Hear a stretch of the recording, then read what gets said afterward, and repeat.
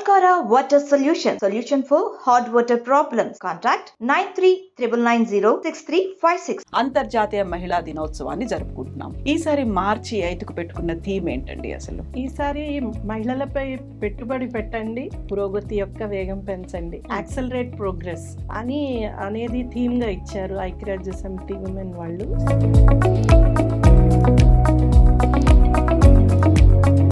పెట్టుబడి గురించి మాట్లాడలేదు. అయితే ఇప్పటిదాకా కూడా మహిళల మీద పెడుతుంది కొంచెం తక్కువే అనుకున్నా, అది కాస్త పెరుగుతుంది అనే టైంలో కోవిడ్ దెబ్బ పడింది.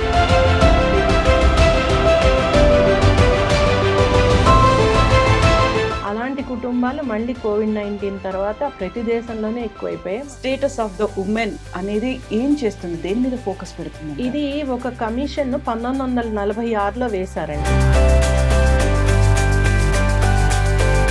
2 వారాల పాటు వీళ్ళు ఈ కమిషన్ పనిచేస్తుంది. అంటే వాళ్ళు చర్చలు సాగిస్తారు. ఉమెన్స్ డేకి స్టార్ట్ అవబోతున్నటువంటి యుఎస్ లో న్యూయార్క్ లో మీరు ఒక సదస్సుకు పార్టిసిపేట్ చేస్తున్నారు. అందులో ఎన్జిఓ సదస్సు CSW68 అంటే ఏంటి? అది commission on status of women ఉందో CSW అంటారు. అంటే ఈసారి 68వ వార్షికోత్సవం జరగబోతోంది.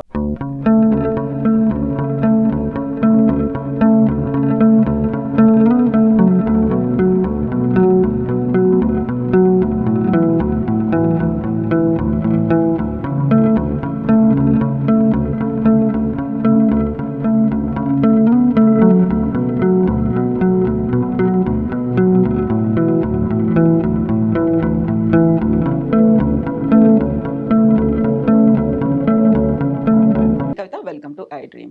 ఆకాశంలో సగం అన్నింటా సమానం, ఇదే నినాదం లక్ష్యంతో ప్రతి ఏటా మార్చి 8న అంతర్జాతీయ మహిళా దినోత్సవాన్ని జరుపుకుంటున్నాం. అయితే నిజంగానే మహిళా సాధికారిత వచ్చిందా? విదేశాల్లో ఎలా ఉంది, మన దేశంలో ఎలా ఉంది?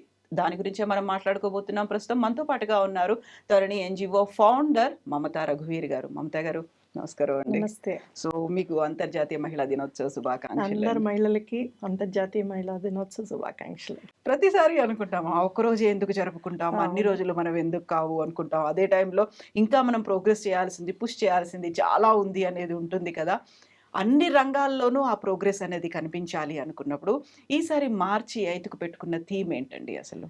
ఈసారి మహిళలపై పెట్టుబడి పెట్టండి, పురోగతిని వేగం పెంచండి, పురోగతి యొక్క వేగం పెంచండి, యాక్సలరేట్ ప్రోగ్రెస్ అనేది థీమ్గా ఇచ్చారు ఐక్యరాజ్య సమితి ఉమెన్ వాళ్ళు. సో అంటే ఇప్పటిదాకా మహిళలు వాళ్ళ సాధికారత, లేకపోతే వాళ్ళ చదువులు పెంచాలి, లేకపోతే వాళ్ళకి రక్షణ కల్పించాలి, ఆరోగ్యం పెంచాలి, ఇలాంటివే మాట్లాడుతున్నాం. ఎప్పుడూ కూడా పెట్టుబడి గురించి మాట్లాడలేదు. గమ్మత్ ఏంటంటే ఈ మధ్య కాలంలో కోవిడ్ తర్వాత చాలా మంది అతి పేదరికంలో పడిపోయారు. దాదాపు ప్రపంచవ్యాప్తంగా అన్ని దేశాల్లోనూ రిసెషన్ వచ్చింది. ఆర్థికంగా చాలా వెనుకబాటుతనం వచ్చింది. ప్రభుత్వాలు బడ్జెట్స్లోనూ ప్రతి దాంట్లోనూ దీని ఇంపాక్ట్ కనిపిస్తుంది. ఇంకా మన భారతదేశం చాలా బెటరు. మిగతా దేశాల్లో చాలామందికి ఉద్యోగాలు పోయాయి.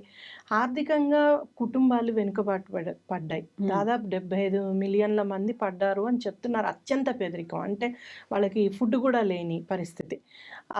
ఇదే కంటిన్యూ అయితే మహిళల మీద పెట్టే ఖర్చు తగ్గిపోతుంది. డెఫినెట్గా మహిళలకి కల్పించాల్సిన సౌకర్యాలు కానీ, మహిళలకి కావాల్సిన విషయాల మీద ప్రభుత్వాలు పెట్టే ఖర్చు చాలా పడిపోబోతోంది అనేది ఒక అంచనా. ఇప్పటికీ కేవలం కుటుంబాల్లో మాత్రమే అనుకున్నాం, ప్రభుత్వమే అది కట్ చేసుకొస్తుంది. ఎందుకంటే వాళ్ళకి ప్రయారిటీ ఏరియాస్ మారిపోతాయి. అలాంటప్పుడు ఈ వెల్ఫేర్ ఏరియాస్ తగ్గిపోతాయి.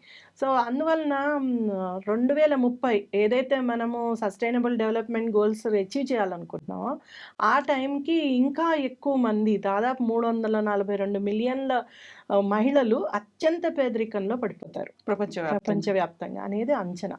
సో అందువలన ఈసారి ఏమన్నారంటే మహిళలపై పెట్టుబడి తప్పనిసరిగా పెట్టాలి. దేశ ఆర్థికంగా అభివృద్ధి చెందాలంటే మహిళలు తప్పనిసరిగా వాళ్ళపై పెట్టుబడులు పెట్టాలి, బడ్జెట్లు పెంచాలి, వాళ్ళకి కావాల్సిన సౌకర్యాలు అన్నీ కూడా కల్పించాలి అనేది చెప్పారు.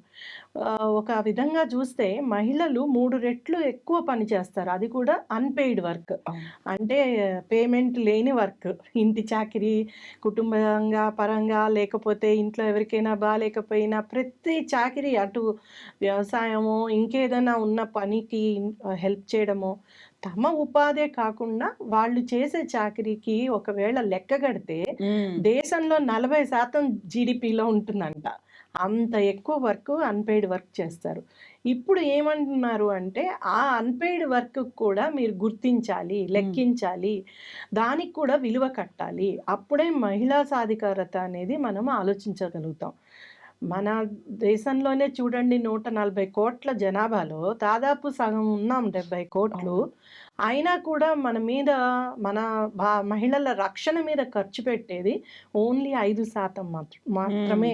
ఆ 5% బడ్జెట్ కేటాయింపులు 0.2% ఖర్చు పెడుతున్నాయి ప్రభుత్వాలు. ఓకే. అంటే చూడండి, మిగతాదంతా అది అసలు లెక్కలోకి లెక్కలోకి రావట్లేదు, రాదు, అలా వెనక్కి ఉండిపోతోంది. వెనక్కి వెళ్ళిపోతుంది. సో అలాంటి పరిస్థితి ఉంది. అంటే ప్రభుత్వం యొక్క చిత్తశుద్ధి, రాజకీయ సంకల్పం లేనే లేదు.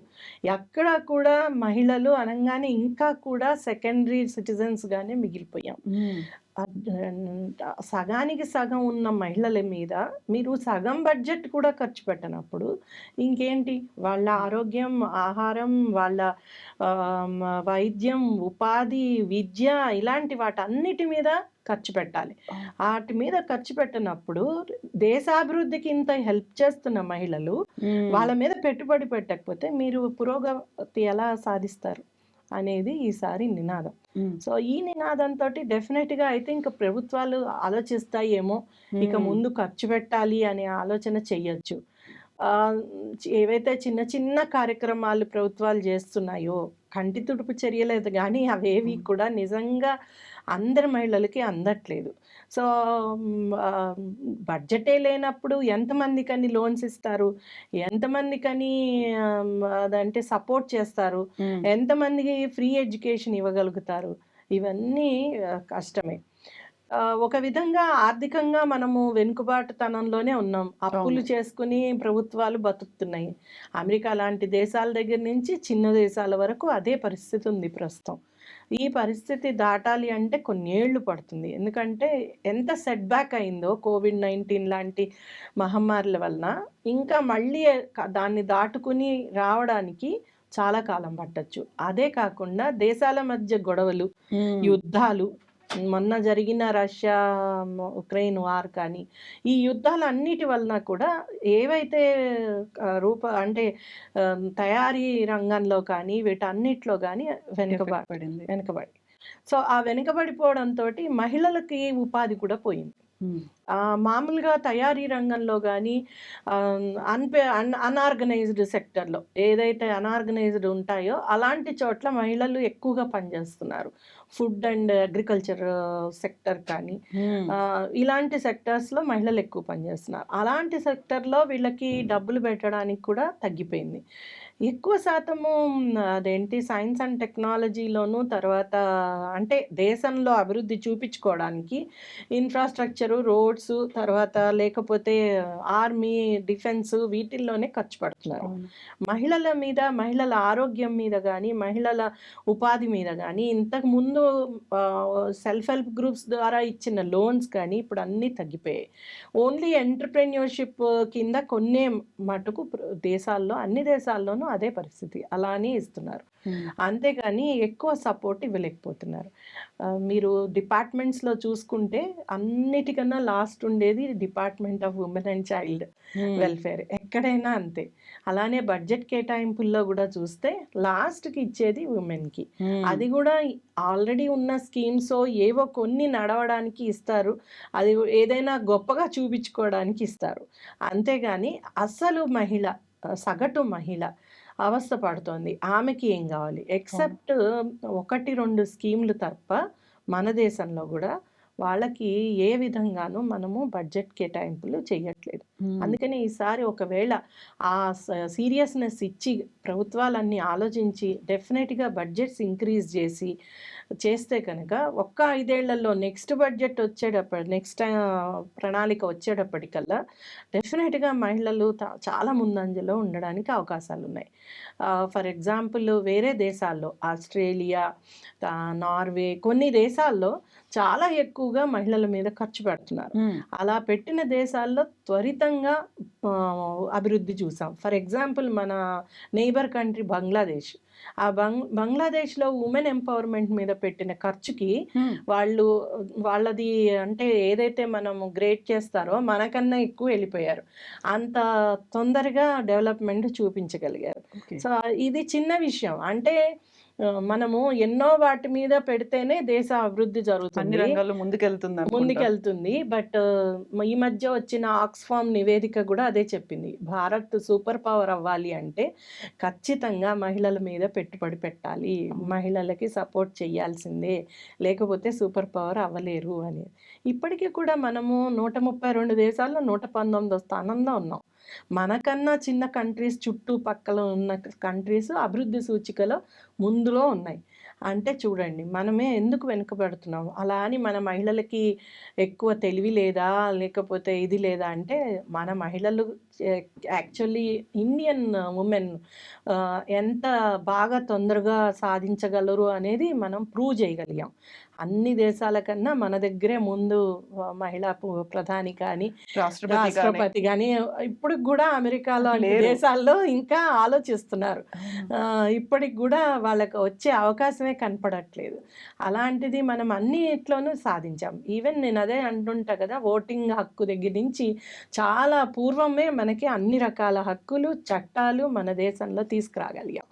అవన్నీ చేసినా కూడా అభివృద్ధి సూచికలో ఎందుకు ఇంత వెనుకబాటుతనం అంటే మన మహిళల మీద జరుగుతున్న అత్యాచారాలు, మన మహిళల భారతదేశంలో ఆ మహిళల మీద చేస్తున్న వివక్ష, ఇవన్నీ కూడా తప్పనిసరిగా ఆ అభివృద్ధి సూచికని వెనక్కి నాటుతున్నాయి.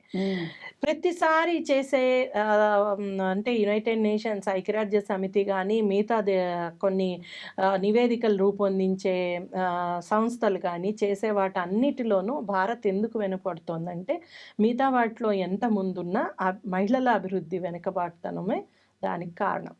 సో ఇది గమనించుకోవాలి. అట్లీస్ట్ మళ్ళీ నెక్స్ట్ ఇయర్ థీమ్ మారే లోపల మనం అనుకున్న పెట్టుబడి అనేది కొంతవరకైనా మార్చగలిగితే బాగుంటుంది.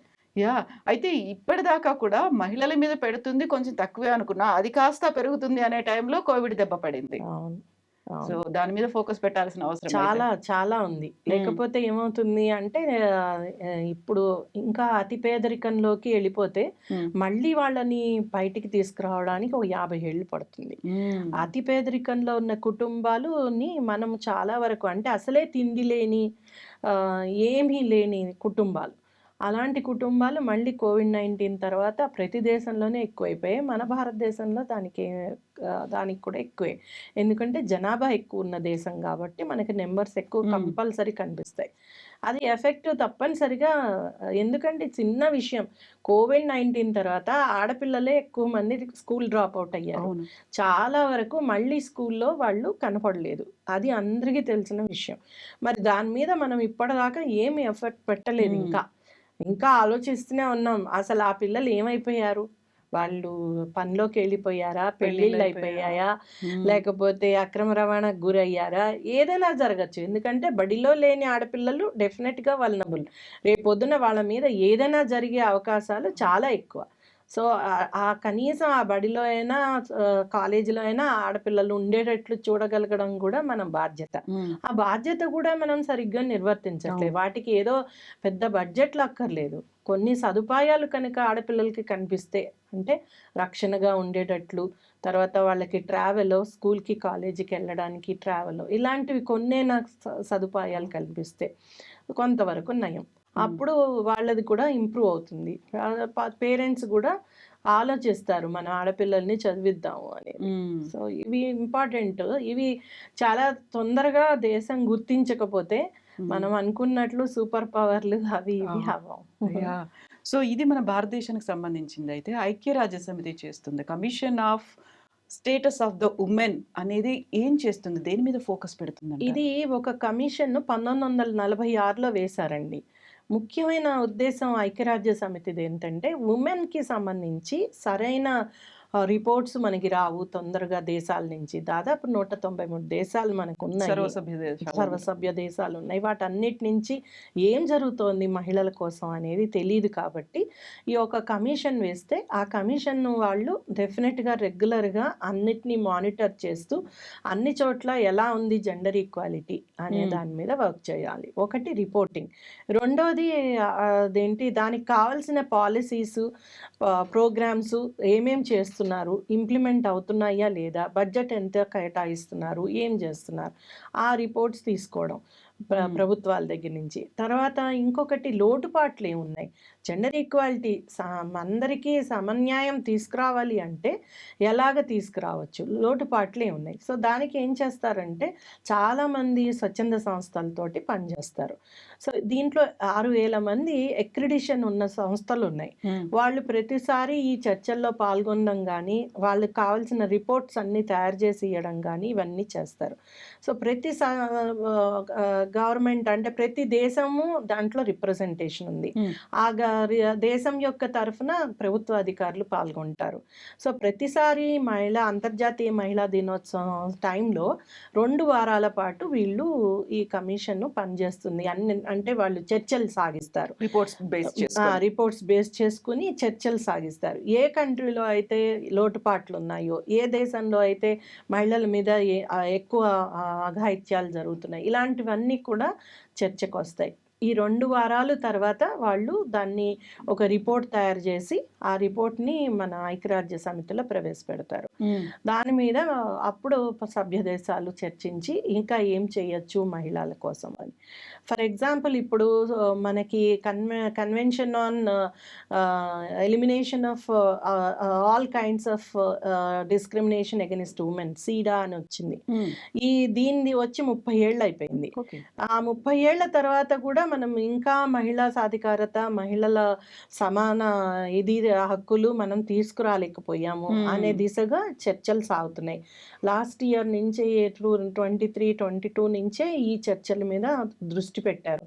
ఎందుకు తీసుకురాలేకపోతే, ఇంకా వివక్ష ఎందుకుంది, ఇంకా ఎందుకు వీళ్ళ మీద వేధింపులు, అత్యాచారాలు జరుగుతున్నాయి, ఏం చెయ్యొచ్చు అనే దాని మీద.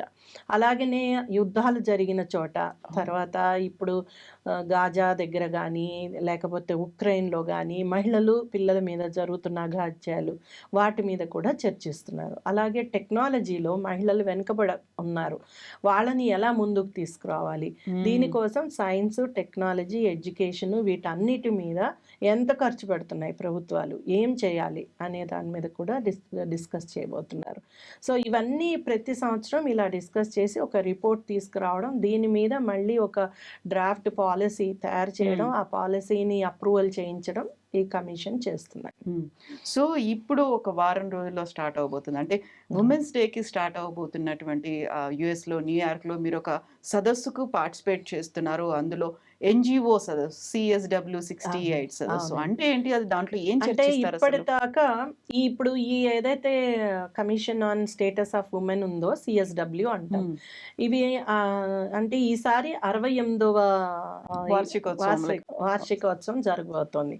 అంటే ఎవ్రీ ఇయర్ దీని మీద 15 రోజులు ఏదైతే చర్చలు జరుపుతారో ఈసారి 68వది ఇది.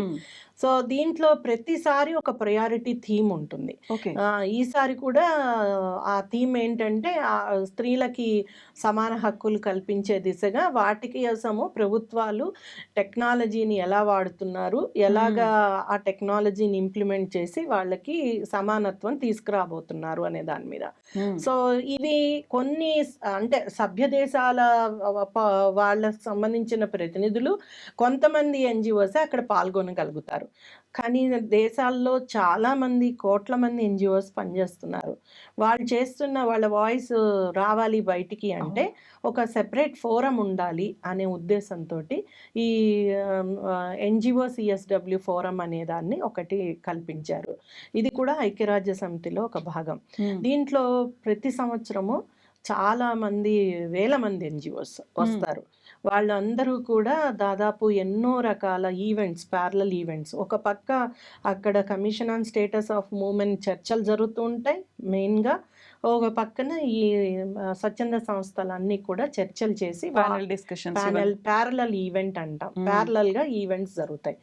ఈ సంవత్సరము మార్చి 10వ తారీఖు నుంచి 22వ తారీఖు వరకు జరగబోతున్నాయి న్యూయార్క్లో, యునైటెడ్ నేషన్స్ హెడ్ క్వార్టర్స్లో. వీటిలో ప్రతి ఎన్జిఓ ఎవరైనా ఇండివిజువల్ పాల్గొనొచ్చు. వీళ్ళు ఏంటంటే ఆ పాల్గొని అక్కడ దాదాపు అందరూ ఈవెంట్స్ కండక్ట్ చేస్తారు. ఈసారి మా సంస్థ తరుణి తరఫున కూడా మేము ఈవెంట్ చేయగలుగుతున్నాం. ఈ ఈవెంట్స్ ఏంటంటే ఈసారి దాదాపు 7,000 మంది స్వచ్ఛంద సంస్థలు పాల్గొంటున్నాయి అక్రాస్ ద గ్లోబ్.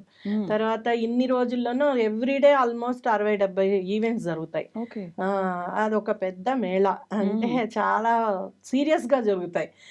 ఒక్కొక్క ఈవెంట్ దాదాపు 1.5 hour డిస్కషన్ ఉంటుంది. ప్రతిదీ రికార్డ్ అవుతుంది. ప్రతి దాని నుంచి ఒక చివరికి ఒక డాక్యుమెంట్ తయారవుతుంది. ఇవన్నిటితో పాటు ఎండ్ ఆఫ్ ఈ 15 days అయ్యాక ఒక పాలసీ డాక్యుమెంట్ తీసుకొస్తారు. ఇది మళ్ళీ UN లో సబ్మిట్ అవుతుంది అన్నమాట. సో ఈసారి మేము 11వ తారీఖు మార్చి నాడు మా ఈవెంట్ చేస్తున్నాము, మార్నింగ్ 8 to 10:30. ఇది న్యూయార్క్ యూనివర్సిటీతో కలిసి తరుణి చేస్తోంది. మెయిన్ ఉద్దేశం ఏంటంటే, మా టాపిక్ ఏంటంటే ఆడపిల్లల్ని చేంజ్ ఏజెంట్స్గా ఎలా చేయాలి అనే దాని మీద. అంటే ఆడపిల్లలు, daughters as change agents, power of mothers, grandmothers and aunts. ఒక కుటుంబంలో మిగతా మహిళలు ఎలాగ తమ ఆడపిల్లల్ని మెంటర్ చేయొచ్చు, ఎలాగ వాళ్ళని అంటే ఎలాగూ ఈ జనరేషన్లో ఉన్న వాళ్ళందరూ తమ ఎదుర్కొన్న సవాళ్ళు, సమస్యలు తెలిసే ఉంటాయి. వాటిని ఎలా ఎదుర్కొన్నారు, ఏం చేయగలిగారు అనేది వాళ్ళకి తెలిసే ఉంటుంది. వాళ్ళు కనుక కొంత సపోర్ట్ ఇవ్వగలిగితే ఆడపిల్లకి, డెఫినెట్గా ఆడపిల్ల తన కుటుంబమే కాదు సమాజాన్ని కూడా మార్చగలిగేంత శక్తి వాళ్ళకి వస్తుంది అనేది ఆలోచన. సో అందువలన ఆ థీమ్ తీసుకున్నాం. మీకు తెలుసు, మేము ఎప్పటి నుంచో 24 ఏళ్ళ బట్టి ఆడపిల్లలకి పని చేస్తున్నాం. సో మా ఆడపిల్లలు బాలికా సంఘాల లీడర్స్గా వాళ్ళు ఎన్నో మార్పులు తీసుకురాగలిగారు. వాళ్ళ కమ్యూనిటీస్లో, వాళ్ళ చుట్టూ ఉన్న గ్రామాల్లో ఎన్నో మార్పులు తెచ్చారు. చాలా వాటి మీద పనిచేశారు. ఫర్ ఎగ్జాంపుల్, మొన్న కోవిడ్లో ఆడపిల్లలు ఒక గ్రామంలో అయితే 20 లిక్కర్ షాప్స్ మూయించగలిగారు.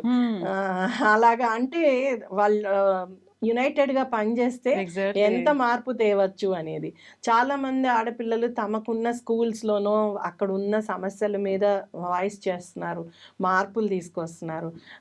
ఒక గ్రామంలో అయితే వాళ్ళు స్కూల్కి వెళ్ళడానికి ప్రతిసారి వాగు అడ్డం వస్తుంది, ఆ బ్రిడ్జ్ 36 లక్షలు పడుతుందంటే ఆ బ్రిడ్జ్ వేయించుకోగలిగారు. అలాగనే బస్సులు తెప్పించుకుంటున్నారు. ఒకటి కాదు, బాల్య వివాహాలు ఆపగలుగుతున్నారు. ఎవరైనా బాల కార్మికులు కానీ ఇంకేదైనా ఉన్నా దాన్ని సెట్ చేయగలుగుతున్నారు. ఇలాగా నాకు అనిపించింది, చిన్న విషయంలో మేము అంటే ఒక చిన్న స్పాట్లో, ఒక చిన్న డిస్ట్రిక్ట్లో మార్పు తీసుకురాగలిగినప్పుడు దీన్ని అన్ని చోట్ల తీసుకురావచ్చు.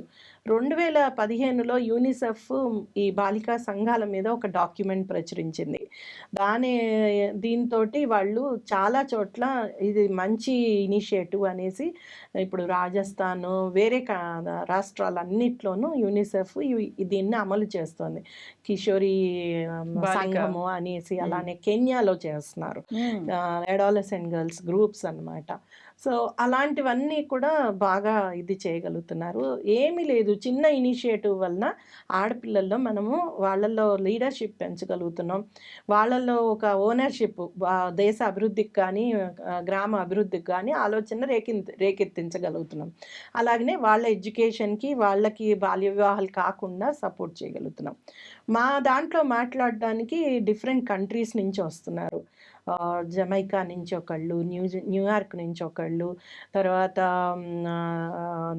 యూరోపియన్ కంట్రీస్ నుంచి 2, ఇలాగా చాలా దేశాల నుంచి స్పీకర్స్ ఉన్నారు. అందరూ కూడా ఆడపిల్లల కోసం పనిచేసే వాళ్ళే. అందరూ కూడా మదర్స్ కోసం పనిచేస్తున్నారు, గ్రాండ్ మదర్స్ కోసం. డాక్టర్ పిట్మెన్ అని ఆవిడ గ్రాండ్ మదర్స్ కోసం పనిచేస్తుంది. బ్లాక్ గ్రాండ్ మదర్స్ అంటే మన అమెరికన్ బ్లాక్స్ మీద పనిచేస్తుంది. అట్లా పనిచేసే అందరూ కూడా దీంట్లో మాట్లాడబోతున్నారు. అలానే ఒక ఆవిడ జెర్రీ ఉబర్లిన్ అని ఆవిడ world future academy for girls అని నడుపుతారు. నాకు లాస్ట్ ఇయర్ పరిచయం అయితే ఈ ఇయర్ మనం ఇండియాలో గవర్నమెంట్ కాలేజీలో అది పెట్టించగలిగాం. ఓకే. వాళ్ళది ఏంటంటే 1 ఇయర్ ట్రైనింగ్ ఫర్ గర్ల్స్ అన్నమాట, ఫ్రీ ఆఫ్ కాస్ట్. 100 గర్ల్స్ని ట్రైన్ చేస్తారు as leaders. And different countries నుంచి ట్రైనర్స్ వచ్చి వాళ్ళు ఇక్కడ ఉండి ఇండియాలో ట్రైన్ చేస్తున్నారు. మన బేగంపేట ఉమెన్స్ కాలేజ్లో మేము అది స్టార్ట్ చేయించగలిగాం. దాదాపు 120 మంది ఆడపిల్లలు ట్రైన్ అవుతున్నారు. 1 ఇయర్ పూర్తిగా ట్రైనింగ్ ఉంటుంది. 7-8 మంది ఫెసిలిటేటర్స్ వస్తారు. ఒక్కొక్కళ్ళు ఒక 5 వీక్స్ ట్రైనింగ్ చేస్తారు. వాళ్ళల్లో అందరూ డిఫరెంట్ ప్రొఫెషన్స్ నుంచి వాళ్ళు అచీవర్స్ అన్నమాట. వాళ్ళు వాలంటరీగా వచ్చి ట్రైన్ చేస్తారు ఇక్కడ. సో దానివల్ల మంచి ఎక్స్పోజరు వాళ్ళకి, అన్ని డిఫరెంట్ స్కిల్స్ మీద, అన్ని డిఫరెంట్ స్కిల్స్ మీద వాళ్ళకి ప్రాజెక్ట్స్ ఇస్తారు. చాలా రకాలుగా వాళ్ళని ఎంపవర్ చేస్తారు. రేపొద్దున మళ్ళీ వేరే దేశాల్లో కూడా చదువుకోవడానికి మెంటరింగ్ చేస్తారు. సో అది తీసుకురాగలిగాం. నేను లాస్ట్ ఇయర్ వెళ్ళి ఈ సదస్సులో పాల్గొన్నాను. అందుకనే ఈ సదస్సు మెయిన్గా నెట్వర్కింగ్, చాలా వాటికి ఎక్స్చేంజింగ్ కి అన్నిటికీ ఉపయోగపడుతుంది. పెద్ద పెద్ద ఎన్జిఓస్ లైక్ గర్ల్స్ ఇంక్ అని, ఏఆర్పి అని, ఇవన్నీ కూడా అమెరికాలో చాలా పెద్ద ఎన్జిఓస్. వాళ్ళు కూడా ఈ సదస్సులో పాల్గొంటున్నారు. సో చూద్దాం, వీళ్ళందరితోటి మనం మంచి అవుట్పుట్ తీసుకురాగలుగుతాము, నెట్వర్కింగ్ చేయగలుగుతాము. భారతదేశంలో ఇంకా ఎక్కువ ఆడపిల్లల కోసం పనిచేయడానికి అవకాశాలు తీసుకురాగలుగుతాం అన్న ఆశ ఉంది. ఇప్పుడు ఈ 7,000 మందిలో ఎంతమంది మహిళలు ఉన్నారు? పురుషులు కూడా ఉంటారా? అందరూ మహిళలేనా? ఎక్కువ శాతం మహిళలేనండి. ఎందుకంటే యూజువల్ మీకు తెలుసు కదా, commission on status of women అంటే ఎక్కువ ఉమెనే మాట్లాడు, బట్ పురుషులు కూడా వస్తారు. చాలా మంది పురుషులు కూడా దీంట్లో పాల్గొంటారు. ఇది ఎవరికైనా ఫ్రీ ఆఫ్ కాస్ట్, ఓపెన్ అన్నమాట. మనం వెళ్ళి సదస్సులో పాల్గొనడం, మన అభిప్రాయాలు చెప్పడం, ఆడవాళ్ళకి అదే స్త్రీలకి సమాన హక్కులు ఎలా తీసుకురాగలము అనే అంశాల మీద, అలాగనే ఎవరికి వాళ్ళు చేస్తున్న ఇనిషియేటివ్స్ మీద, వాటి మీద ప్రజెంట్ చేస్తారు. దాంట్లో మహిళల ఆరోగ్యం, మహిళల ఉపాధి, మహిళల విద్య, తర్వాత మహిళలపై జరుగుతున్న కృత్యాలు, అఘాయిత్యాలు, ఇంకా రకరకాల అంశాలు మాట్లాడతారు. చాలా బాగుంటుంది, ఒక వేడుకలాగా ఉంటుంది. ప్రతిసారి మహిళా దినోత్సవం ఎందుకు జరుపుకుంటాం? ఒకటేమో మనం చేసిన విజయాలని గొప్పగా ఘనంగా చెప్పుకోవడానికి, ఇంకొకటేమో ఏవైతే సమస్యలు నిజంగా మహిళలను ఆందోళన కలిగిస్తున్నాయి, ఇబ్బంది పెడుతున్నాయి అనే వాటి మీద డిస్కస్ చేయడానికి. సో ఈసారి ఎక్కువగా ఆన్లైన్ హరాస్మెంట్, టెక్నాలజీతో అంటే వస్తున్న సమస్యలు, వీటి మీద కూడా డిస్కషన్ చాలా ఉంది. ఏంటి పెద్ద కంపెనీలు కూడా పాల్గొంటున్నాయి. లైక్ అంటే మైక్రోసాఫ్ట్ కానీ, ఇన్ఫోసిస్, మనకి తెలిసిన కంపెనీస్ ఇక్కడ. సో అలాంటి పెద్ద పెద్ద కంపెనీస్ కూడా పాల్గొంటాయి. వాళ్ళు కూడా ఎలాంటి టెక్నాలజీని ఈ స్వచ్ఛంద సంస్థలకు ఇచ్చి మహిళల కోసం, వాళ్ళ రక్షణ కోసం చెయ్యొచ్చు అనేవి చెప్తున్నాయి. For example Microsoft last time ఒక ఇది వాళ్ళు తయారు చేసిన వెబ్ అప్లికేషన్ ఏంటంటే, ఒక మహిళ ఉందనుకోండి, ఆ మహిళకి ఏదైనా షెల్టర్ కావాలి, ఆమె అవసరంలో ఉన్న మహిళ, ఆమెకు షెల్టర్ కావాలంటే వాళ్ళు మ్యాపింగ్ చేశారు ఎంటైర్ గ్లోబ్ లో ఎక్కడెక్కడ మంచి షెల్టర్ హోమ్స్ ఉన్నాయి, వాటిని అన్నిటిని మ్యాప్ చేసి ఒక యాప్ తయారు చేశారు. సో ఈ మహిళ యాప్లోకి వెళ్ళి చూసుకుంటే సెర్చ్ చేసుకుని వెళ్ళొచ్చు. ఇవన్నీ షెల్టర్ హోమ్స్ రన్ బై స్వచ్ఛంద సంస్థలు, కాకపోతే అవి కరెక్ట్గా రన్ అయ్యే వాటిని వీళ్ళు మ్యాప్ చేశారు. సో కొన్ని వేల మంది స్వచ్ఛంద సంస్థలతోటి కలిసి చేయగలిగారు అది. సో అలాంటివి. అలాగనే ఇంకొక ఫౌండేషన్ ఉంది, మిస్సింగ్ చిల్డ్రన్ ఫౌండేషన్. వాళ్ళు ఆన్లైన్ సేఫ్టీ ఫర్ చిల్డ్రన్ మీద పనిచేస్తారు. వాళ్ళు కూడా ఎలాంటివి తీసుకురాగలిగారు, ఆన్లైన్ పిల్లలకి సేఫ్గా ఉండడానికి ఆడపిల్లలకి ఏం చేస్తున్నారు అనే వాళ్ళ వెబ్ అప్లికేషన్, ఇలాగ రకరకాలు వాళ్ళు చేస్తున్న కార్యక్రమాల మీద అందరూ కూడా అవి చెప్పడం, తర్వాత వీటి మీద డిస్కస్ చేయడం, ఇలాంటివి చేస్తారు. సమస్యలు ఎక్కడున్నప్పటికీ మహిళలకి సంబంధించి ఆల్మోస్ట్ ఈక్వల్ గానే కనిపిస్తుంటాయి. వాటిని ఎలా అడ్రస్ చేస్తుంటారు, దానికి సంబంధించినటువంటి ఇంప్లిమెంటేషన్స్ ఎలా ఉంటాయి, అవును, దీని మీద చర్చ.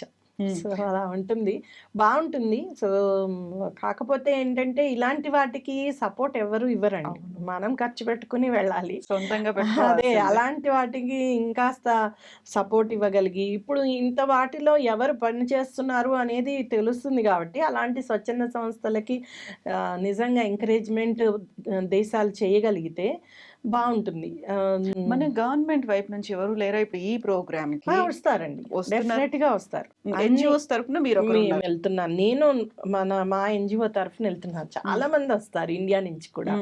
ప్రతి దేశం నుంచి వస్తారు. కొన్ని అందుకే నేను చెప్తున్నా 7,000 మందిలో అవును. ఎంతమంది ఇండియన్స్ ఉంటారో నేను చెప్పలేను.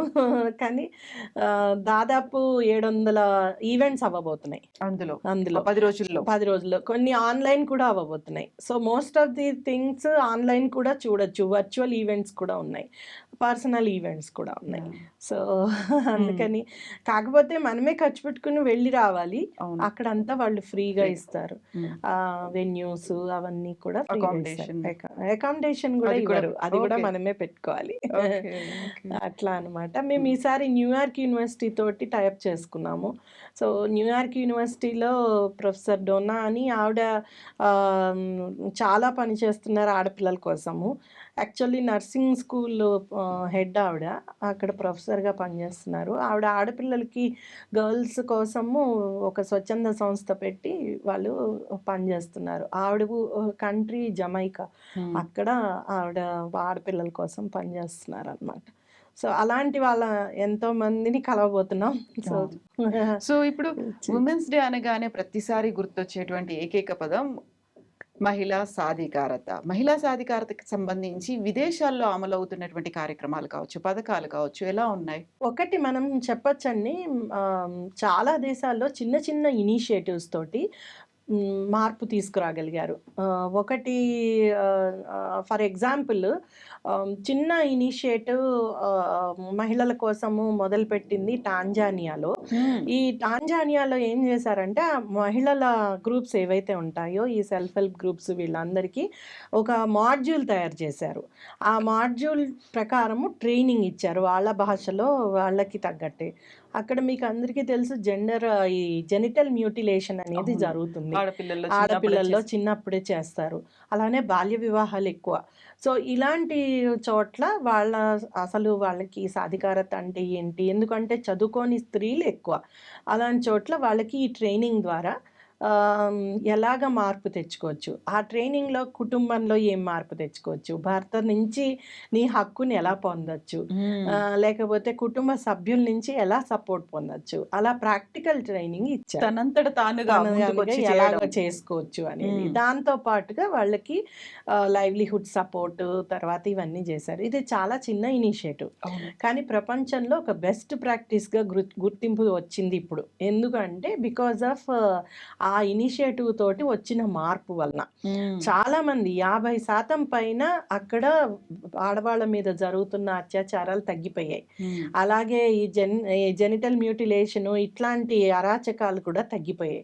సో, ఇవన్నీ కూడా అంటే మన దగ్గర కూడా అంతకు ముందు సెల్ఫ్ హెల్ప్ గ్రూప్ మూమెంట్ వచ్చినప్పుడు వాళ్ళే కదా కలిసి అటు అదేంటి ఆల్కహాల్ మీద కానీ పోరాటాలు ఎన్నో చేసి ఎన్నో చేయగలిగి బయటికి రాగలిగారు.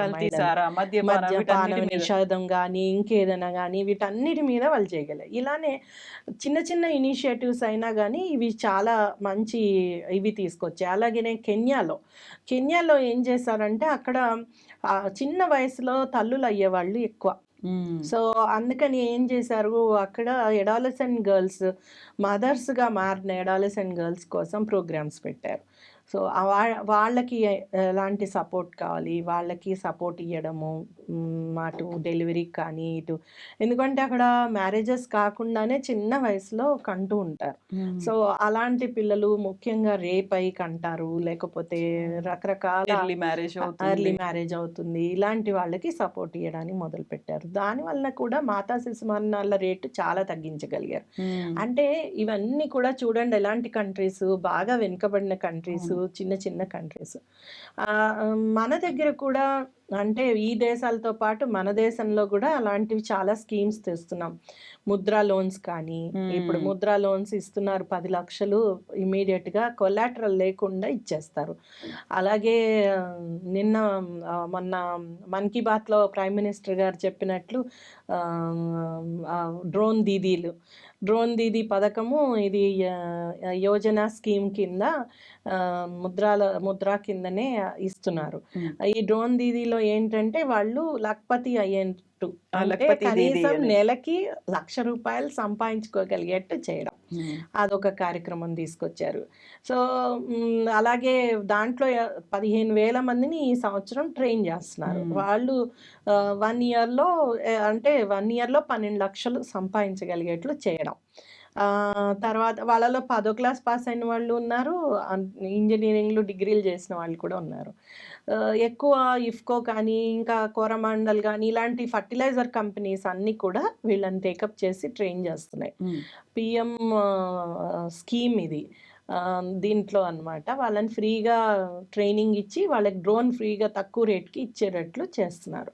దానివలన వాళ్ళు ఈజీగా డబ్బులు సంపాదించడానికి వాళ్ళ ఊళ్ళో అవకాశం దొరుకుతుంది. సో ఇలాంటి పథకాలు బాగానే రెస్పాన్స్ బాగుంది. మళ్ళీ గ్యాస్ సిలిండర్ ఉజ్వల యోజన కానీ, ఇప్పుడు రవాణా ఫ్రీ బస్సు సౌకర్యాలు ఇలాంటివి ఏవో కొంతవరకు పర్వాలేదు. కానీ ఎంతవరకు అనేది చూడాలి, ఎంతవరకు మనము అంటే వాటి వల్ల ఉపయోగం ఉంటుంది అనేది చూడవలసిన అవసరం ఉంది. సో తర్వాత నేను ఇందాక చెప్పినట్లుగా బంగ్లాదేశ్ బెస్ట్ ఎగ్జాంపుల్. మనకి చాలా మార్పు తీసుకురాగలిగారు వాళ్ళు ఉమెన్ ఎంపవర్మెంట్లో. అక్కడ వెనుకబాటుతనం ఎక్కువ. చాలా వరకు బంగ్లాదేశ్ చిన్న కంట్రీ, కొత్త కంట్రీ, మన అన్నిటితోని ఇది చేస్తే. అలాగే ఎన్నో కాన్ఫ్లిక్ట్స్ ఉన్న కంట్రీ, ఎప్పుడు కాన్ఫ్లిక్ట్స్ ఉంటాయి. అలాంటి కంట్రీలో కూడా మహిళల భాగస్వామ్యం పెంచగలిగారు. అక్కడ గమ్మత్ ఏంటంటే మహిళా ప్రధానమంత్రి ఇన్నాళ్ళ బట్టి ఉండడం, కంటిన్యూ అవడం. తర్వాత వీళ్ళకి కూడా అక్కడ ఉన్న లోకల్గా ఉన్న ఆర్టీ ఫ్యాక్ట్స్ కానీ, లోకల్గా ఉన్న నైపుణ్యాలు మహిళల్లో ఉన్నవి బాగా బయటికి తీసుకొచ్చి వాటిని వ్యాపారంగా మార్చగలిగారు. సో అది చాలా పెద్ద అచీవ్మెంట్. ఎంబ్రాయిడరీ చేయడమో, లేకపోతే వీవింగ్ చేయడమో, ఇలాంటి చిన్న చిన్నవి కూడా మహిళలకి పెద్ద భాగస్వామ్యం తీసుకురాగలిగారు. అలాగనే శ్రీలంకలో కూడా ప్రయత్నం జరుగుతుంది. నేపాల్, శ్రీలంక ఇలాంటి దేశాల్లో. ఇంకొకటి అమెరికా లాంటి దేశాల్లో కూడా ఆడవాళ్ళకి అంటే సపోర్ట్ ఇవ్వడానికి వాళ్ళకి చేస్తున్నారు. తర్వాత చాలా కంట్రీస్లో ఫ్రీ ఎడ్యుకేషన్ ఇస్తున్నారు అప్ టు సర్టెన్ లెవెల్.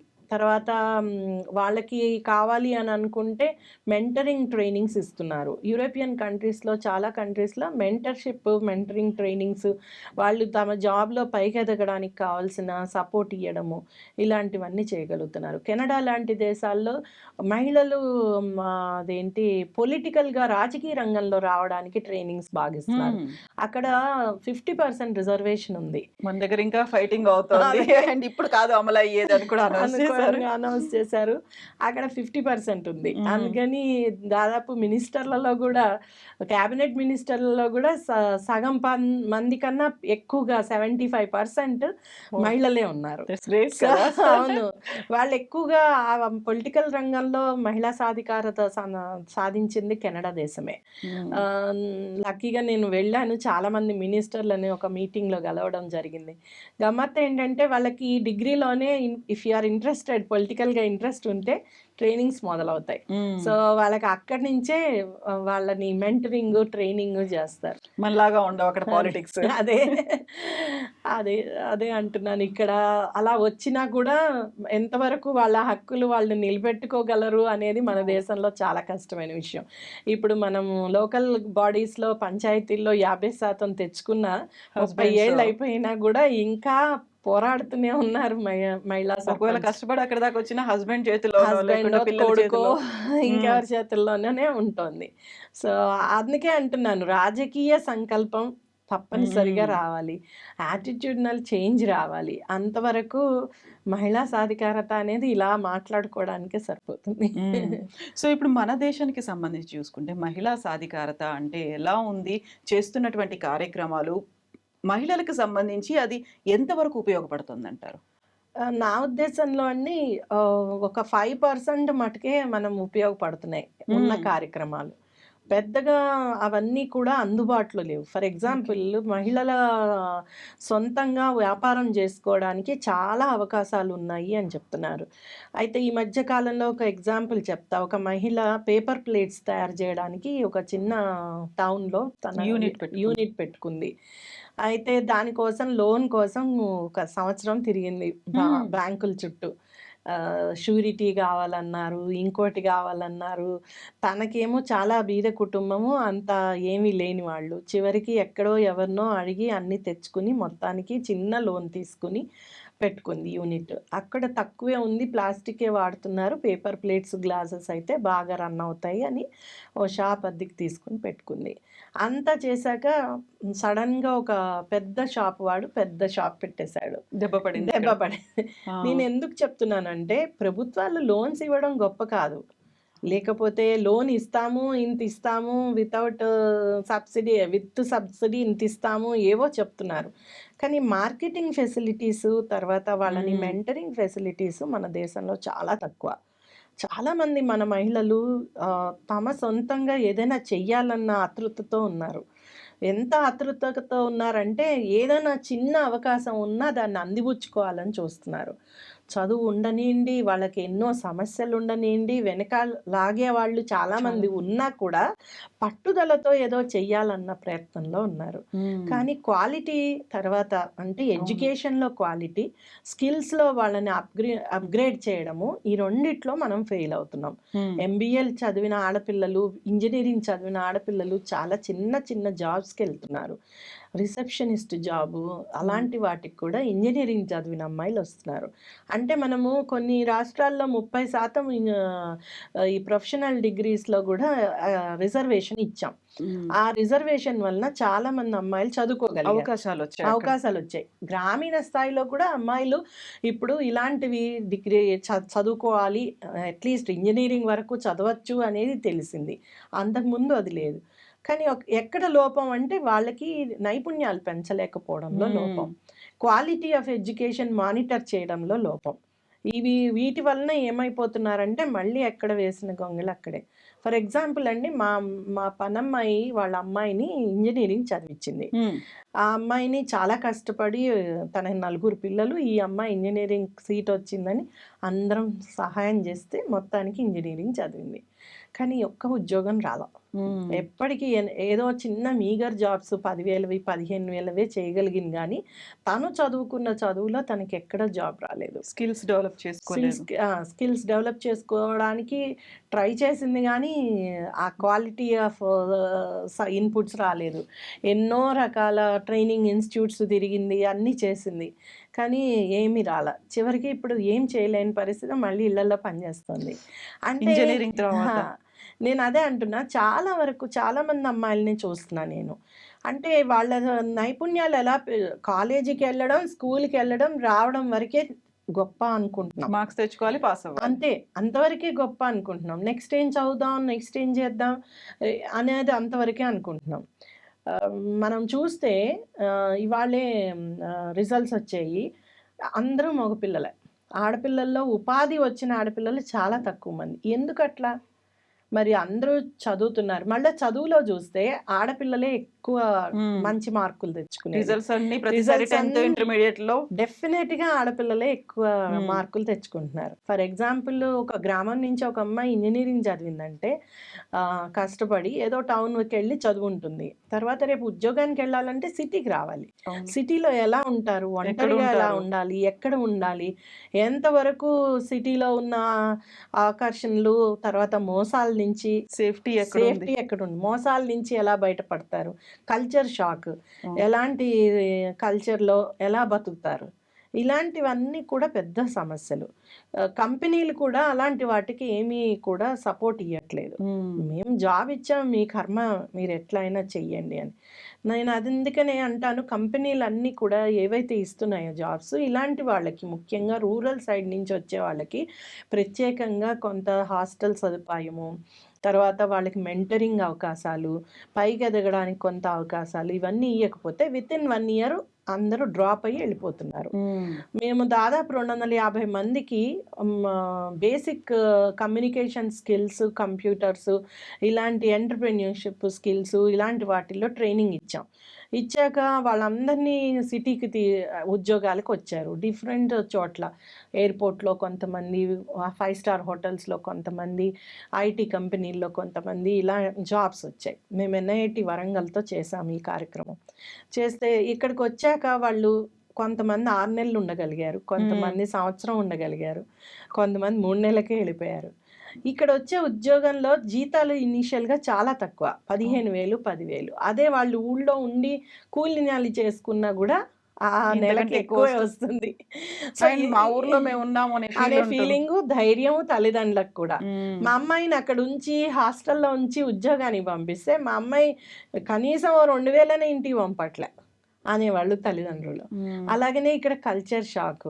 అందరూ చాలా, వీళ్ళకి ఇంగ్లీష్ నేర్పించినా కూడా అందరూ ఇక్కడ చాలా ఫాస్ట్గా ఇంగ్లీష్ మాట్లాడుతూ ఉంటారు, అంత ఇదిగా ఉంటారు. వీళ్ళు ఎక్కడి నుంచి దాన్ని అందుకోగలరు? సో ఇలాంటివి చాలా గమనించాను. మెంటరింగ్ చేయించాం వేరే వాళ్ళతోటి. ఎంత చేసినా కానీ వాళ్ళకి ఆదాయము ఖర్చు చూసుకుంటే బ్యాలెన్స్ అవ్వట్లేదు, వెనక్కి వెళ్ళిపోయారు. చాలా మందికి పెళ్ళిళ్ళ అవకాశాలు వచ్చేస్తాయి. ఏముంది, అమ్మాయి ఏదో ఉద్యోగం చేస్తుంది, సరే పెళ్ళి అయిపోతుంది. పెళ్ళి అయ్యాక అసలు ఉద్యోగమే చేయనియరు. సో ఇట్లాంటి వాటితోటి అట్లీస్ట్ పెళ్లి పేరుతో అయినా ఇంకో ఊరికి వెళ్తే అక్కడ మనకి ఇప్పుడు దేశంలో కావాల్సినది ఇలాంటి కార్యక్రమాలే. నాట్ మీరు ఏదో ఎంటర్‌ప్రెన్యూర్‌షిప్ కి వాళ్ళని ట్రైన్ చేయడమో లేకపోతే ఇంకో దాన్ని ట్రైన్ చేయడమో చేస్తున్నాము అంటున్నారు. పూర్వకాలంలో అందరికీ టైలరింగ్ నేర్పేవాడు. ఎక్కడ చూసినా టైలరింగ్ సెంటర్లే ఉండేవి. అదే ఇంట్లో మిషన్లు ఉండేవి, టైలరింగ్ సెంటర్లే ఉండేవి. ఇంత ఇండస్ట్రీ వచ్చేసాక, రెడీమేడ్ ఇండస్ట్రీ, వీళ్ళకి ఉపాధి పోయింది. అందరూ టైలరింగ్ నేర్చుకున్నా ఎవరు కుడతారు? ఎవరికి అవకాశాలు వస్తే ఎంత సంపాదించగలుగుతారు? సో దానితోటి అది పోయింది. అలాగా ఎప్పుడైనా సరే గవర్నమెంట్ కానీ సంస్థలు కానీ, ఇప్పుడు కార్పొరేట్ సంస్థలు కార్పొరేట్ సోషల్ రెస్పాన్సిబిలిటీ కింద చేస్తున్నాయి కార్యక్రమాలు. సో వీటిల్లో చేయాల్సింది ఏంటంటే, వాళ్ళు నిలదొక్కునేటట్లు ఎలా చేద్దాం? ఉపాధిలో ఉన్నారా మహిళలు? వాళ్ళు ఎలా నిలదొక్కుకోవాలి? వాళ్ళు నిలదొక్కుకోవాలి అంటే వాళ్ళ పిల్లలకి కేర్ సెంటర్లు ఉండాలి, వాళ్ళకి మెంటరింగ్ సదుపాయాలు ఉండాలి, వాళ్ళకి ట్రావెల్ సదుపాయాలు ఉండాలి, ఉండడానికి అవకాశాలు ఉండాలి. ఒకవేళ నైట్ షిఫ్ట్ అయితే రక్షణ ఇవ్వాలి. ఎక్కడైతే పని చేస్తున్నారో పని ప్రదేశాల్లో రక్షణ ఇవ్వాలి. ఇవన్నీ కనుక చేస్తేనే చివరి దాకా ఆ మహిళ నిలబడగలుగుతుంది ఉపాధిలో, తర్వాత సంపాదించగలుగుతుంది, దేశానికి కూడా ఉపయోగపడుతుంది. ఇది లేకపోతే కష్టం. ఫర్ ఎగ్జాంపుల్, మనము చాలా మంది మహిళలు చంద్రయాన్ ఇలాంటి వాటిల్లో మన సైంటిస్టులు ముందుకెళ్తున్నారు. వాళ్ళందరూ చిన్న వాటి నుంచి వచ్చిన వాళ్ళే. అంటే చిన్న చిన్న టౌన్స్ నుంచి వచ్చి వాళ్ళు ఇంజనీరింగ్ చదువుకున్నాక ఇస్రోలో జాయిన్ అయ్యాక అక్కడ వాళ్ళు పైకి రాగలిగారు. ఎందుకు రాగలిగారు? అక్కడ ఉన్న మెంటరింగ్, అక్కడ ఉన్న సదుపాయాలు వాళ్ళకి సపోర్ట్ ఇచ్చాయి కాబట్టి రాగలిగారు. సో ఇస్రో లాంటి దాంట్లో ఇంతమంది మహిళలు అంత హయ్యెస్ట్ ర్యాంక్కి రావడానికి అవకాశం కలుగుతున్నప్పుడు మిగతా చోట్ల కూడా ఇలాగ చేయగలగాలి. ఐటీ రంగంలో చాలా అవసరం. ప్రతి రంగంలో, ఫార్మా రంగంలో, మహిళలు పనిచేస్తున్న రంగాలు ఇలాంటివన్నీ, బ్యాంకింగ్ రంగము, తర్వాత వ్యవసాయ రంగము, ఇలాంటి వాటన్ని, వ్యవసాయ ఉత్పత్తుల మీద చాలామంది పనిచేస్తున్నారు. సో అలాగనే అదేంటి జౌళి పరిశ్రమ ఇప్పుడు ఎక్కువగా, మళ్ళా చేనేత పరిశ్రమ, ఇలాంటి వాటిలో మహిళలు ఉన్నారు. ఏదైతే ఈ రంగాల్లో మహిళలు ఉన్నారో వీళ్ళకి కావాల్సిన సపోర్ట్ ఇది.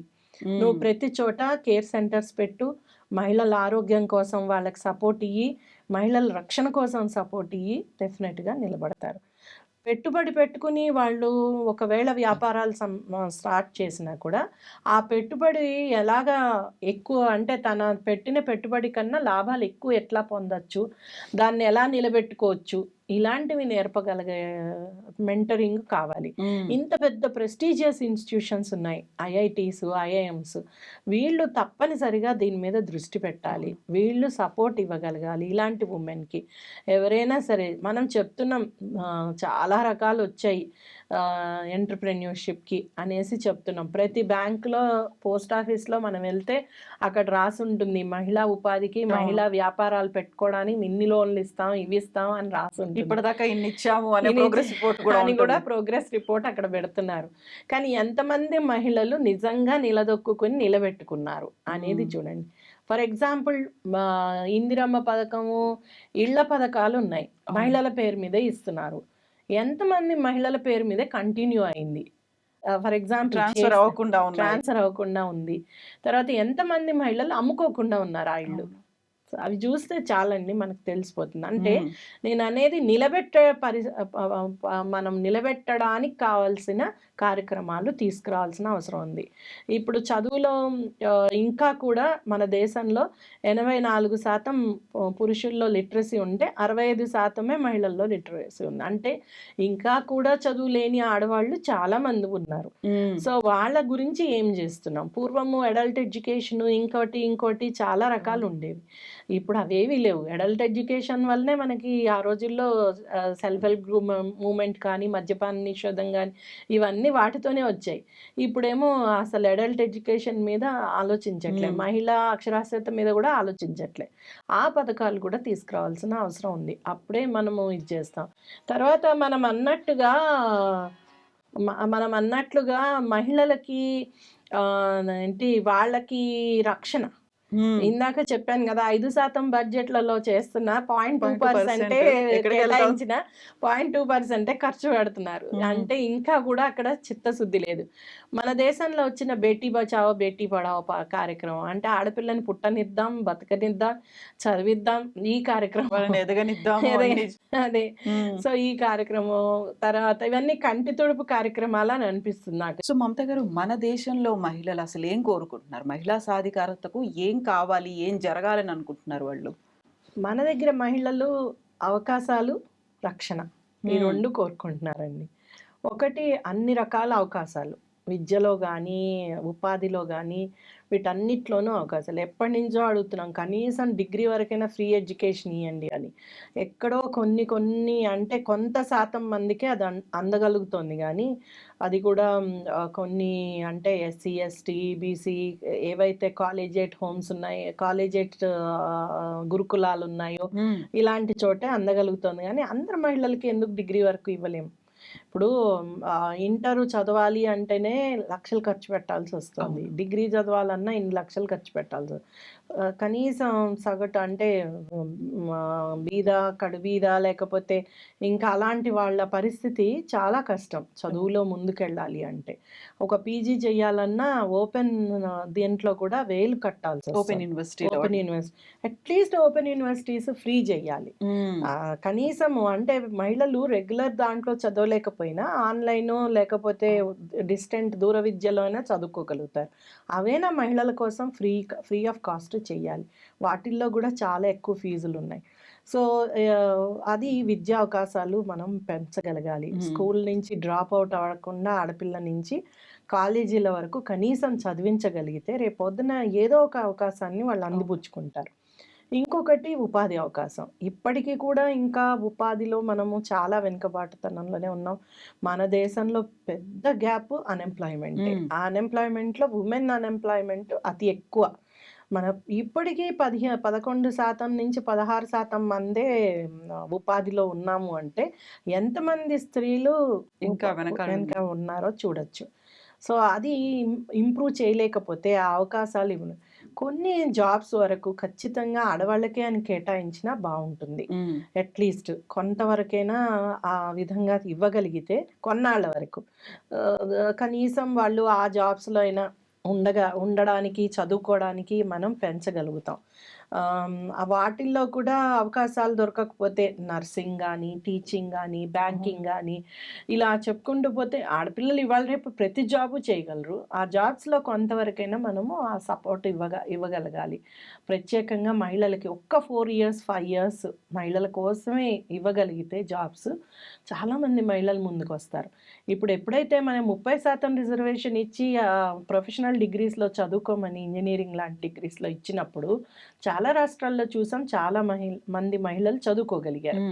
అలాగనే జాబ్స్‌లో కూడా రిజర్వేషన్ ఇవ్వగలిగి ఒక్క గవర్నమెంట్ జాబ్స్‌లోనే ఉంది మన దగ్గర రిజర్వేషన్.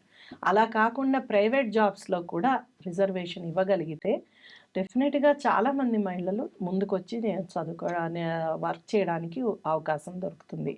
తర్వాత ఏదైతే నేను ఇందాక అన్నానో అన్‌పెయిడ్ జాబ్ చాలా వర్క్ ఆడవాళ్ళే ఇంకా చేయాల్సొస్తుంది. కుటుంబాల్లో ఆ సపోర్టు మగవాళ్ళు సపోర్టు, మిగతా కుటుంబ సభ్యుల సపోర్టు చాలా అవసరం. మహిళలకి పెళ్ళి, తర్వాత పిల్లలు ఇలాంటి అడ్డంకులు చాలా వస్తున్నాయి. అది అయిపోయాక మళ్ళీ సెకండ్ ఛాన్స్‌గా వాళ్ళకి ఉపాధి కావాలి. కొన్ని కొన్ని కంపెనీలు అలాంటి వాటి మీద దృష్టి పెడుతున్నాయి గానీ, పూర్తిగా ఎక్కువగా లేదు. సో, అలాంటిది ఏదైనా గానీ మనం ఇవ్వగలిగితే సెకండ్ ఛాన్స్‌లో కూడా అంటే ఇప్పుడు మామూలుగా ఎక్కడైనా ఉద్యోగానికి అప్లై చేస్తే రీసెంట్‌గా ఎక్కడ పనిచేసావు అని అడుగుతారు. ఎందుకు గ్యాప్ బ్రేక్ వచ్చిందని వచ్చింది. వచ్చి అడుగుతారు. సో, నువ్వు అన్నీ మర్చిపోయి ఉంటావు. ఈ లోపల నీ దగ్గర ఇంకా ఇప్పుడు లేటెస్ట్ స్కిల్స్ లేవు అనే అడ్వాన్స్డ్‌గా ఉన్నటువంటి వివరాలు. అడ్వాన్స్డ్ చాలా మంది మహిళలు ఎవరైతే మంచి ఉద్యోగాలు చేసేవాళ్ళో పిల్లల కోసం మానేసిన వాళ్ళు మళ్ళీ చూసుకోవాల్సి వచ్చినప్పుడు జాబు తను అంతకుముందు చేసిన జాబ్ కన్నా తక్కువ జీతం ఉన్న జాబ్స్ అయినా కానీ లేదు అంటే సొంతంగా ఏదో పెట్టుకోవడమో ఇంకేదో రంగంలోకి మారిపోవడమో కానీ చేయాల్సి వస్తుంది. సో అది కాకుండా వాళ్ళకి కనుక నిజంగా అలాంటి బ్రేక్స్తో పాటు ఇవ్వగలిగితే ఇప్పుడు మనకి మెటర్నిటీ బెనిఫిట్ స్కీమ్ కింద 26 వారాలు చేశారు. 12 వారాల నుంచి 26 వారాలు చేశారు. 26 వారాలు అంటే దాదాపు 6.5 నెలలు వాళ్ళకి మెటర్నిటీ లీవ్ ఇస్తున్నారు, పెయిడ్ లీవ్. సో అది ఇచ్చినప్పుడు అది కూడా అందరూ ఇవ్వట్లేదు. కొన్ని గవర్నమెంట్ లో కంపల్సరీ వస్తుంది. ప్రైవేట్ సెక్టర్ లో కూడా అమలు చెయ్యాలి. ఇది తప్పనిసరిగా యాక్చువల్లీ చట్టం, అది అమలు చెయ్యాలి. కానీ అమలు జరగట్లేదు. అదే ప్రాబ్లం. ముఖ్యంగా కాంట్రాక్చువల్ గా ఎక్కువ మంది ఆ మహిళలు పనిచేస్తున్నారు. వాళ్ళకి అటు ఈఎస్ఐ సదుపాయం కానీ, ఇన్సూరెన్స్ కానీ, ఇంకోటి కానీ, హెల్త్ ఇన్సూరెన్స్ కానీ, ఇలాంటి లీవ్ సదుపాయం కానీ ఏమీ ఉండట్లేదు. అలానే అనార్గనైజ్డ్ సెక్టర్లో చేసే మహిళలకి, శ్రామిక మహిళలకి, వీళ్ళకి కూడా అలాంటి సపోర్ట్స్ ఏమి ఉండట్లేదు. సో వీటి మీద మనం కొంత దృష్టి పెట్టి సదుపాయాలు ఎక్కువ చేసి మహిళలకి సపోర్ట్ ఇవ్వగలిగితే ఇంకా ఎక్కువ మంది మహిళలు శ్రామిక రంగంలోకి, అటు ఉపాధి రంగంలోకి రాగలుగుతారు. అది చాలా ఇంపార్టెంట్. ఈ అవకాశాలు కల్పించడం ఒకటైతే, రక్షణ అనేది పెద్ద సమస్య. ఈ రోజుకి ప్రతి 5గురిలో ఒకళ్ళు, లేకపోతే ప్రతి 3గురిలో ఒకళ్ళు ఇంటిమేట్ పార్ట్నరే చేస్తున్న డొమెస్టిక్ వైలెన్స్ దగ్గర నుంచి అందరూ ఎదుర్కొంటున్నారు. Work place harassment, domestic violence, రకరకాల అడ్డంకులే వాళ్ళకి ఉన్నాయి. ఇవన్నిటితోడు ఇంకా ఇప్పుడు సైబర్ క్రైమ్. సో సైబర్ ఆన్లైన్లో ఆడవాళ్ళని హెరాస్ చేయడం అనేది చాలా ఎక్కువైపోయింది. నాకు మొన్ననే ఒక కేసు వచ్చింది. ఆ అమ్మాయి కొద్దిగా పరిచయం అయ్యాక అతను నమ్మకంగానే, అంటే చిన్నప్పటి నుంచి ఇంటి పక్కన అబ్బాయే, ఇద్దరు పెళ్లి చేసుకుందాము అని అనుకున్నాక తల్లిదండ్రులు కూడా ఓకే అన్నారు. ఇంతలో ఇంటిమేట్గా ఉన్నవన్నీ తీసుకెళ్ళి అబ్బాయి డబ్బులకి అమ్మేశాడు. వేరే నెట్ చాలా ఉన్నాయిట ఆన్లైన్లో, అలాంటి వాళ్ళకి అమ్మేశాడు. అది ప్రపంచం అంతా ఎక్కడెక్కడికో వెళ్ళిపోతుంది నిమిషాల్లో, వెనక్కి తీసుకురాలేరు. ఈ అమ్మాయికి తెలిసేటప్పటికి చాలా రోజులైంది. అది తెలిసినా పోలీసులు కూడా ఏం హెల్ప్ చేయలేని విషయం. ఎందుకంటే ఆన్లైన్ వెళ్ళిపోయాక ఏది వెనక్కి రాదు. అమ్మాయిలు చాలా జాగ్రత్తగా ఉండాల్సిన అవసరం ఉంది. ఇలాంటి వాటికి ఖచ్చితంగా ఒప్పుకోకూడదు. తమ ఫోటోలు, తమ వీడియోలు ఎవరికీ షేర్ చేయకూడదు. బాగా నేను ప్రేమించిన వాడికో, నాకు తెలిసిన వాడికో షేర్ చేస్తున్నామని అనుకుంటారు వీళ్ళు. కానీ ఈజీ మనీ కోసము ఇలాంటివి జరుగుతూనే ఉంటాయి. అవును. ఒక మొబైల్ పోయినా కూడా దాంట్లోంచి ఈజీగా వాళ్ళు తీసుకొని దాన్ని మిస్‌యూజ్ చేసే అవకాశాలు ఈవెన్ కూడా సర్వీసింగ్‌కో లేకుంటే పాడైపోయిందని అక్కడ ఇచ్చినప్పుడు వెళ్ళినా కూడా. కూడా ఇలాంటివి జరిగే అవకాశాలు ఎక్కువున్నాయి. సో, చాలా జాగ్రత్తగా ఉండాల్సొస్తుంది. అది అయ్యాక సూసైడ్స్ చేసుకోవడము, హ్మ్. లేకపోతే ఏం చేయాలో తెలవని పరిస్థితి. తప్పు వీళ్ళు చేయకపోయినా తప్పు అదంతా బాధ భరించడము. ఇలా తర్వాత దానికి కావాల్సినట్లుగా మన దగ్గర టెక్నాలజీ లేకపోవడము, హ్మ్. ప్రభుత్వాలు గూడా అలాంటి సైట్స్ మీద ఇంకా కంట్రోల్ తీసుకురాకపోవడము, ఇలాంటి సమస్యలు చాలా వేధిస్తున్నాయి మహిళల్ని. అలాగనే డొమెస్టిక్ వయలెన్స్ కేసెస్ దాదాపు మన కోర్ట్‌లలో 4,00,000 ఉన్నాయి. హ్మ్. ఈ 4,00,000 కేసుల్లో దేశంలో అది ఒక్కొక్క కేసు దాదాపు 5 ఏళ్ల నుంచి 7 ఏళ్ళు పడుతుంది. ఎక్కడా కూడా న్యాయం జరగట్లేదు మహిళలకి. మనకి మహిళలపై జరిగే నేరాల్లో 80% గృహహింస నేరాలే. సో, వీటిల్లో ప్రతిసారి వాళ్ళు కాంప్రమైజ్ అవ్వాల్సొస్తుంది.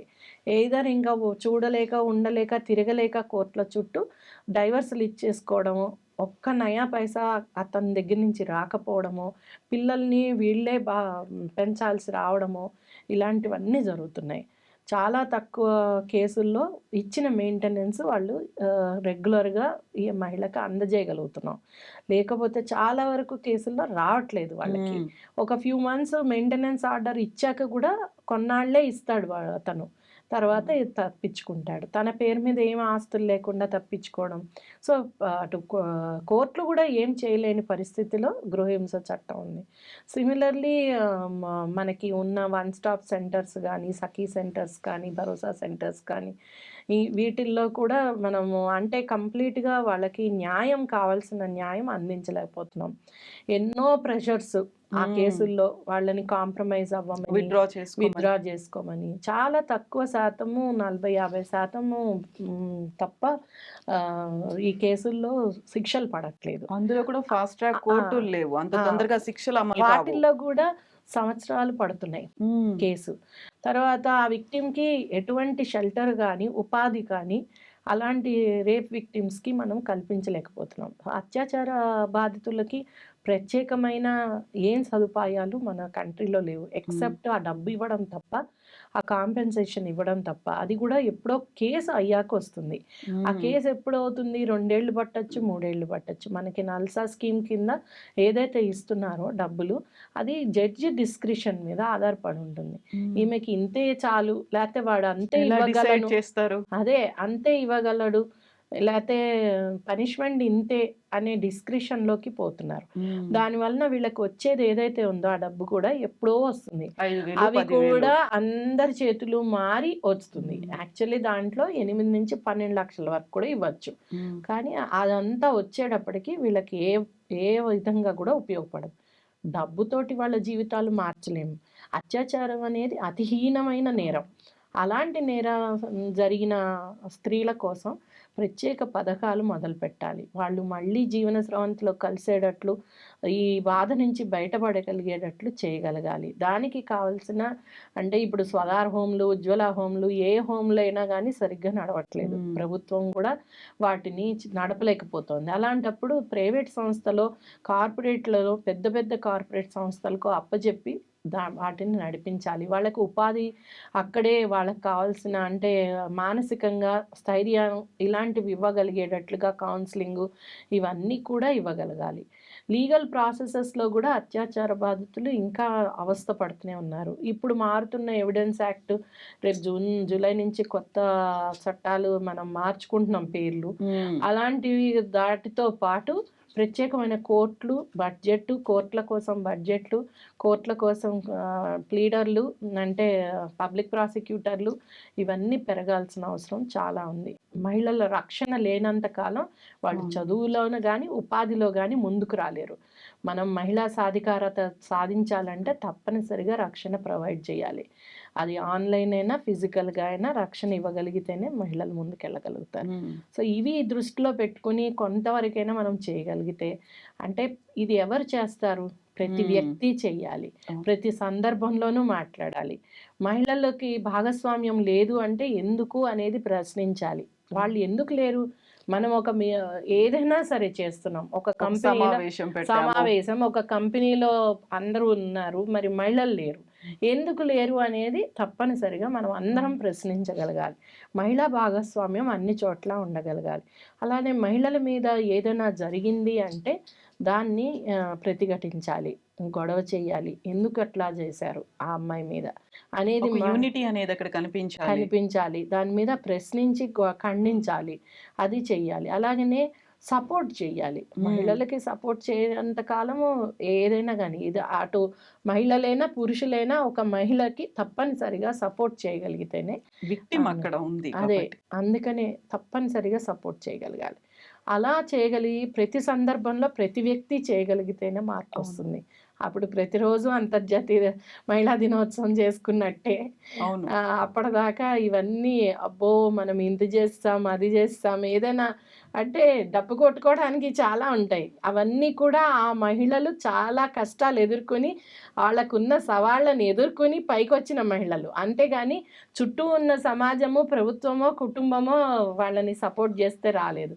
ఆ మహిళలు చాలా పట్టుదలతోటి వస్తున్నారు. లాస్ట్గా మహిళలు తెలుసుకోవాల్సింది ఏంటంటే తమ ఆరోగ్యాన్ని కాపాడుకోవడం. చాలా నిర్లక్ష్యం ఇప్పటికీ ఉంది ఆడపిల్లల్లో. తిండి విషయంలో కానీ తమ ఆరోగ్య విషయంలో కానీ చాలా నెగ్లిజెన్స్ ఉంది. అదే ఒక అలవాటుగా మారింది మహిళల్లో, బాలికల్లో, మహిళల్లో అదొక అలవాటుగా మారింది. అంటే తక్కువ తినడము, సరిగ్గా తినకపోవడము, దానివల్ల పౌష్టికాహార లోపము, దానివల్ల తర్వాత వచ్చే పిసిఓడీలు, ఇంకోటి వచ్చే సమస్యలు, ఇవన్నీ కూడా మహిళల జీవన శైలి మార్చుకోవాల్సిన అవసరం చాలా ఉంది. తమ ఆరోగ్యం తమది ముఖ్యము, దాని తర్వాతే ఇంకొకటి, కుటుంబం కానీ ఇంకొకటి కానీ అనేది వాళ్ళు నేర్చుకోవాలి. అది కనుక ఎందుకు లేకపోతే, ఆరోగ్యమే లేకపోతే పురుషులతోటి మనం ఎక్కడ పోటీ పడగలుగుతాం? సో అందుకని మహిళలు, ఆ బాలికలు నిర్లక్ష్యం చేయకుండా తమ ఆరోగ్యాన్ని కాపాడుకుంటూ, పౌష్టికాహారం తింటూ, మానసిక ఆరోగ్యాన్ని కాపాడుకుంటూ ఉండగలిగితే ఇలాంటివన్నీ ఉన్న అవకాశాలని తీసుకుని వెంటనే మనము బయటికి వచ్చి ఇంకా ఎక్కువ సాధించడానికి అవకాశాలు దొరుకుతాయి. సో ఇవి ముఖ్యమైన అంశాలు. నెక్స్ట్ అంతర్జాతీయ మహిళా దినోత్సవం వచ్చే లోపల కనీసం మహిళలు అందరం సంఘటితం అయ్యి ఒక మహిళకి ఇంకో మహిళ సపోర్ట్ చేసుకుంటూ, యూజువల్ గానే స్త్రీకి స్త్రీ శత్రువు అనేటువంటి ఒక భావన ఇప్పటికీ కూడా కంటిన్యూ అవుతున్నప్పుడు అదే దాన్ని పెంచి పోషిస్తున్నాం. ఒక సపోర్టింగ్ సిస్టమ్ ఇంకొక మహిళ ఉంది అనేటువంటి భావన కనుక మనం క్రియేట్ చేయగలిగితే చాలా బాగుంటుంది, బ్యూటిఫుల్ గా ఉంటుంది. మన సొసైటీ, మన దేశము బాగా అభివృద్ధిలోకి వస్తుందండి. అందుకనే సపోర్ట్ చేయండి. వేరే మహిళ మీద ఏదో జలసీనో ఇంకోటో వాళ్ళు ఎంత కష్టపడి పైకి వచ్చారు అనేది ఆలోచించి, ఎలాంటి పరిస్థితుల మధ్యలో వచ్చారు అనేది ఆలోచించుకుంటూ ఒకళ్ళకొకళ్ళు సపోర్ట్ చేయగలిగితే డెఫినెట్ గా మహిళల మీద జరుగుతున్న నేరాలు తగ్గించవచ్చు. ఒక మహిళకు ఒకళ్ళు సపోర్ట్ ఇచ్చుకోవచ్చు. ఆ చేయూతను అందించుకుంటే కనుక తప్పనిసరిగా మనం ముందుకెళ్తాం. ఎస్ మమత గారు, థ్యాంక్ యూ సో మచ్ అండి. చాలా valuable information. At the same time మన నుంచి రావాల్సినటువంటి మార్పు ఏంటి, ఎంతసేపు పక్క సపోర్ట్ ఉండాలి, లేకుంటే నాకు కావాల్సినటువంటి ప్రాపర్ అకామిడేషన్, ఫెసిలిటీస్, వీటన్నిటి గురించి కాదు, నన్ను ఎంత కేపబుల్గా చేసుకుంటున్నాను, నేను దానికి ప్రిపేర్డ్గా ఉన్నానా, నేను ముందుకెళ్ళాలనే భావన నాలోనే ఉందా అనేది కూడా స్టార్ట్ అవ్వాల్సిన అవసరం ఉంది. ఎస్ అండి, థ్యాంక్ యూ సో మచ్ మమత గారు. థ్యాంక్ యూ అండి.